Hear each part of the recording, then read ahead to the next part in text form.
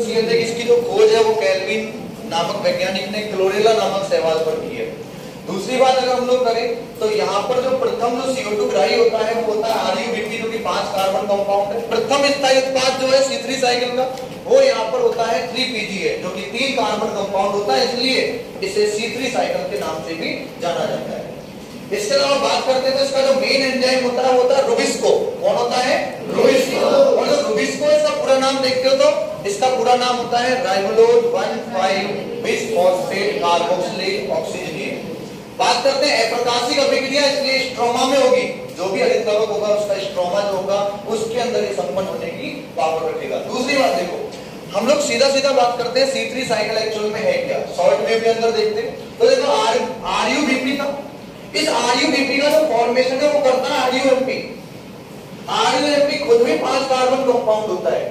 इसी मैकेनिज्म को बोलते हैं फर्स्ट फॉस्फोराइलेशन, प्रथम फॉस्फोरिलीकरण। इस क्रिया में क्या होता है कि 6 जो ATP है वो 6 ADP के अंदर कन्वर्ट होकर ऊर्जा लगती है, ध्यान रखना, ऊर्जा बनती नहीं है इस जगह। लगने का मतलब ये होता है कि ATP अगर ADP में जा रही है तो ऊर्जा लग रही है, और अगर ADP में जाता तो ऊर्जा बनती। यहाँ पर ADP में जा रहा है, इसका मतलब ऊर्जा खर्च हो रही है। ये ऊर्जा कहां से रही है? प्रकाशिक अभिक्रिया से। क्योंकि हम लोग प्रकाशिक अभिक्रिया में पढ़ते हैं कि यहाँ पर जो प्रकाशिक अभिक्रिया के अंदर जो ऊर्जा बन जाती है उसी ऊर्जा का उपयोग अप्रकाशिक अभिक्रिया में ग्लूकोज निर्माण में या फिर CO2 फिक्सेशन के अंदर किया जाता है। फिर यहाँ पर RuBP बना। RuBP का जो फुल फॉर्म है वो होता है रिबोलोज 1,5-बिसफॉस्फेट। ये जो रिबोलोज 1,5-बिसफॉस्फेट है ये कार्बोक्सिलेशन करके रुबिस्को एंजाइम की प्रेजेंस में CO2 के साथ ऐड होकर 3PGA के यहाँ पर 2 अणु बनाएगा। क्योंकि ग्लूकोज के अंदर 6 कार्बन मॉलिक्यूल्स होंगे, जब 6 कार्बन मॉलिक्यूल्स है तो यहाँ पर 6 CO2 ऐड होंगे। जब एक CO2 ऐड हुआ तो 2 अणु बने, जब 6 अणु ऐड होंगे तो यहाँ पर 12 अणु किसके बन जाएंगे बोलो? 3PGA के। किसके बनेंगे? 3PGA फॉस्फोग्लिसरिक एसिड, जो कि C3 साइकिल का प्रथम स्थायी उत्पाद, फर्स्ट स्टेबल जो कंपाउंड होता है, फर्स्ट स्टेबल जो प्रोडक्ट होता है C3 साइकिल का वो होता है 3PGA, जो कि 3 कार्बन है।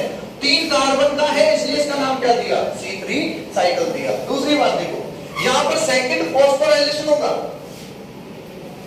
सेकंड फॉस्फोराइलेशन होगा तो 1,3-डाइपीजीए बनेगा। इसके 12 अणु बने, इसके 12 अणु बनेंगे। लेकिन इस जगह क्या होगा कि 12 जो ATP मॉलिक्यूल्स है वो 12 ADP मॉलिक्यूल्स के अंदर कन्वर्ट होंगे। मतलब वापस से एनर्जी जो है वो खर्च हो रही है, एनर्जी लग रही है। इसका मतलब 12 ATP के रूप में ऊर्जा जो है वो यहाँ पर लगती है। फिर यहाँ पर तीसरे पॉइंट की बात करते हैं कि 1,3-डाइपीजीए ये आगे चलता है, इसका रिडक्शन होता है। क्या होता है? रिडक्शन। अम्लों का जब भी रिडक्शन होगा, एसिड का जब भी रिडक्शन होगा तो एल्डिहाइड बनते हैं। ऐसा यहाँ पर है 1,3-डाइपीजीए का जो रिडक्शन होगा तो उससे बनेगा एल्डिहाइड, जिसका नाम होगा फॉस्फोग्लिसरैल्डिहाइड। इस फॉस्फोग्लिसरैल्डिहाइड के भी 12 मॉलिक्यूल बनेंगे। अगर बात करते हैं रिडक्शन वाले केस की, तो रिडक्शन वाले केस में एनर्जी लगती है NADPH2 के फॉर्म में, और ये जो NADPH2 है इसके फॉर्म में 12 NADPH2 12 NADP में कन्वर्ट होंगे।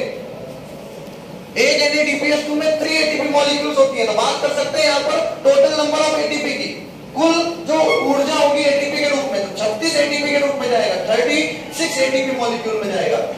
इस 12 अणु में से, यानी कि इस 12 अणु में से 2 अणु 2 मॉलिक्यूल्स 3PGAL जो है वो यहाँ पर जाएगा ग्लाइकोलाइटिक रिवर्सन में, ग्लाइकोलाइटिक उत्क्रमण में। और ये जो ग्लाइकोलाइटिक उत्क्रमण है ये यहाँ पर ग्लाइकोलाइसिस का रिवर्स करता है। और जब ग्लाइकोलाइसिस का रिवर्स होता है तो रिवर्स में आपको ग्लूकोज जो है वो बनने को मिल जाएगा। इसका मतलब 6 CO2 फिक्सेशन हुआ तो 6 मॉलिक्यूल ऑफ कार्बन जो है बन गए। इसका मतलब ग्लूकोज का फॉर्मेशन हो गया।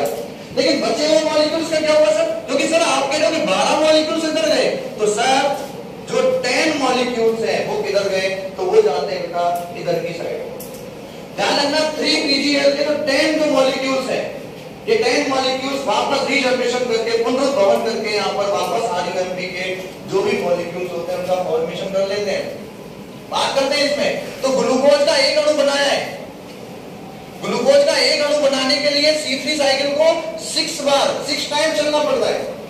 क्योंकि एक CO2 ऐड होगा तो एक बार ऐसे चलेगा, दूसरा होगा तो दूसरा चलेगा, तीसरा होगा 6 बार ही तो चला। क्योंकि सर ग्लूकोज के अंदर 6 ही कार्बन होते हैं। अगर ग्लूकोज में 7 होते एक ग्लूकोज में होते ही 6 है, इसलिए इसको 6 बार चलाना पड़ता है। दूसरी बात देखो, टोटल अगर एटीपी की बात की जाए तो 12 एटीपी ये नहीं, 6 एटीपी ये नहीं, तो 12 और 6 18 प्लस 12 एटीपी, टोटल एटीपी खर्च होती है 6 CO2 फिक्सेशन में, यानी कि 6 CO2 स्थिरीकरण के अंदर कितना बोलो 18 एटीपी और 12 एटीपी यहां पर होगा। दूसरी बात, अगर मैं इसमें भी अगर अंदर की बात करूं तो 12 एटीपी तो एक में 3 होती है, तो यहां पर कितनी आ गई 36 एटीपी, 36 प्लस 18 टोटल जाता है 54 एटीपी। इसका मतलब C3 साइकिल के अंदर टोटल जो एटीपी है वो कितनी खर्च होती है बोलो 54 एटीपी एक ग्लूकोज अणु के निर्माण में। बात करते हैं तो एक जो ग्लूकोज अणु है तो मैं बोल सकता हूं 6 CO2 फिक्सेशन, एक ग्लूकोज अणु तो 6 CO2 स्थिरीकरण।